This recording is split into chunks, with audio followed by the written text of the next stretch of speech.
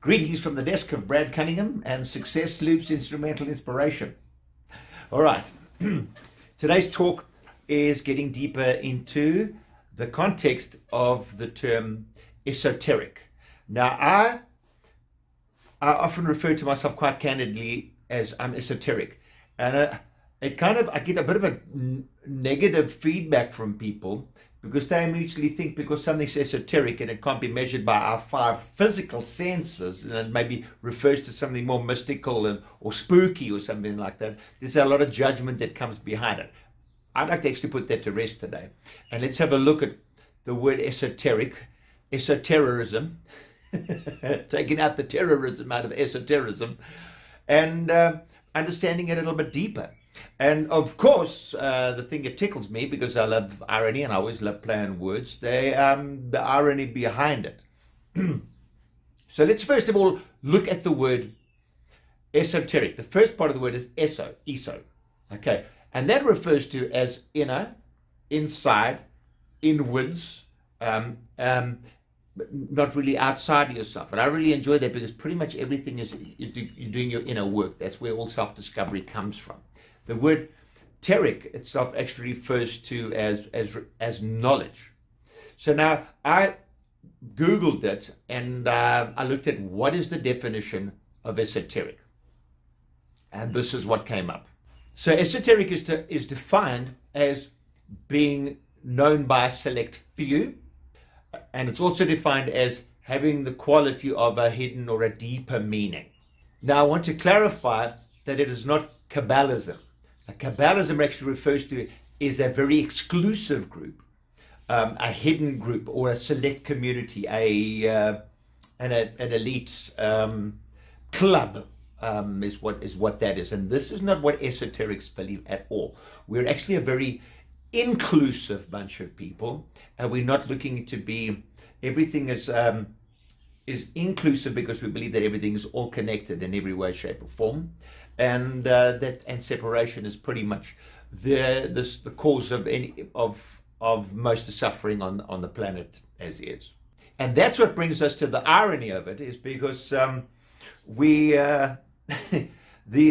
irony is that people that kind of putting down esoterics are pretty much the ones that are very much involved in their own religion, and pretty much every religion that is around is based on the belief and subscribing to a formless deity, i.e. God, or Buddha, or whichever deity label that comes up, which is esoteric in its own right. So I find it quite amusing and ironic when people kind of put me in a box when I say that I'm a little bit more esoteric, and where every religion actually is, because you're looking at something that is actually formless, which is the base level of what is esoteric. It's more mystical, So let me share with you what are pretty much some common esoteric beliefs, and see that we're not really from a different planet altogether.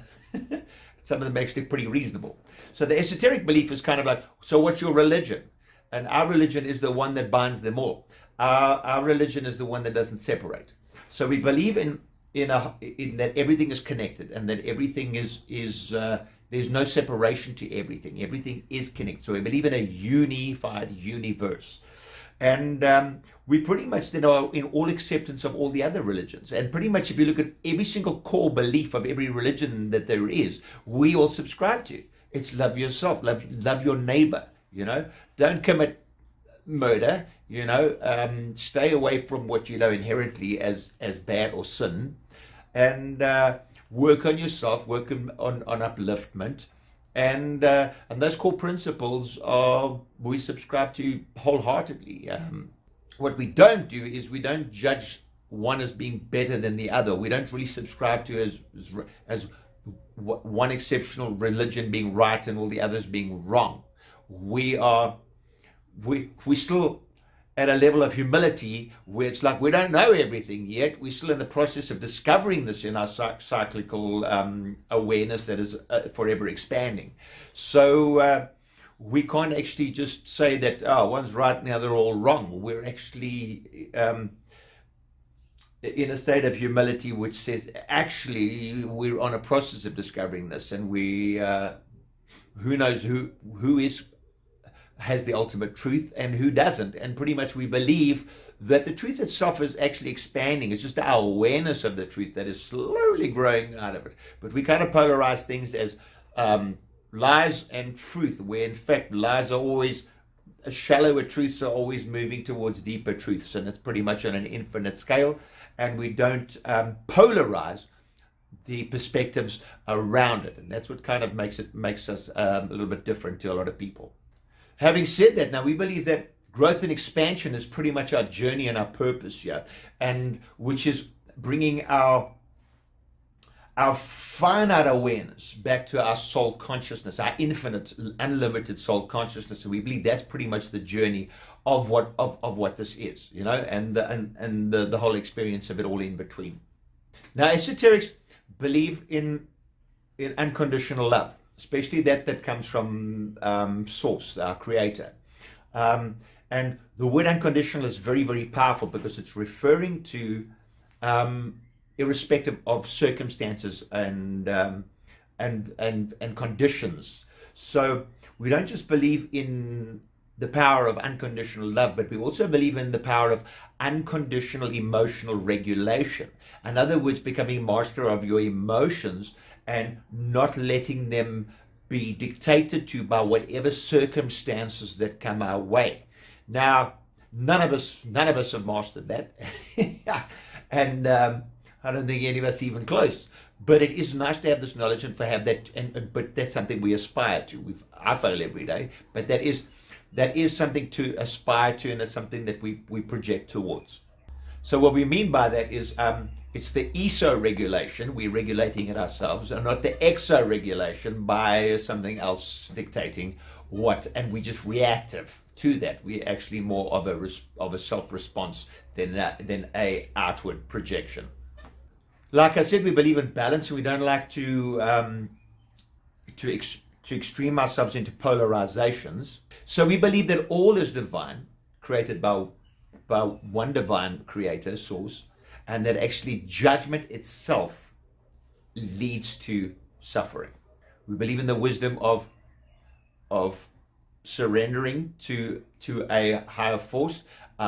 We believe in acceptance to where you are now, because if you're in a state of acceptance, you're in the receiving mode. You accept a gift. You're not in a state of resistance or rejection. How do we perceive God?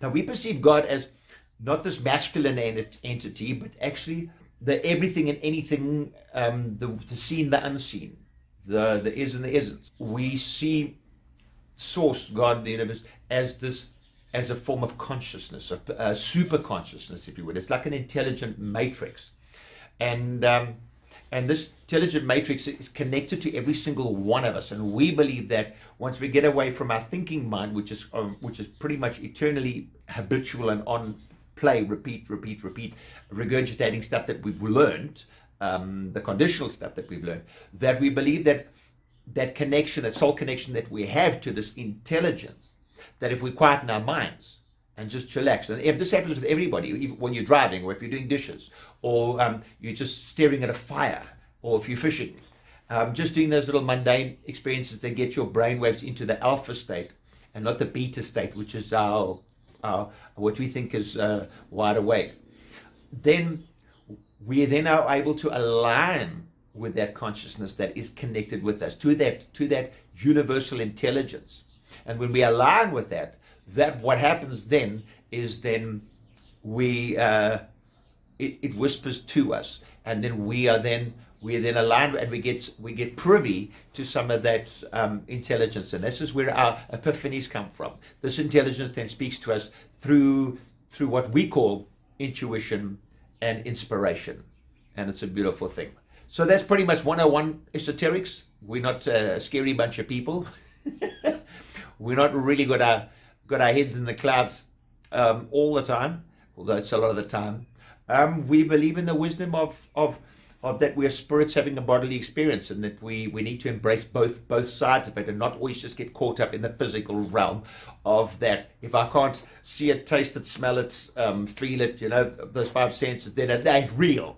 We know that there's actually a little bit more to that, and most of the time it's because we're sensitive to more hypersensitive to energies, and we actually feel a little bit more, which gets us to question this stuff. And I mean, it's a hell of a lot easier just to follow what the norm is.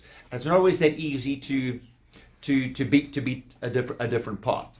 Cool. So that's pretty much bringing you into the fold of what a self-proclaimed esoteric feels, and to try and make it a little bit more digestible for other people outside that are looking in. Wishing everybody, in whatever way, shape, or form, whatever your philosophies or religions, peace out and much love. And I'll see you in the next clip. The Big Cigar.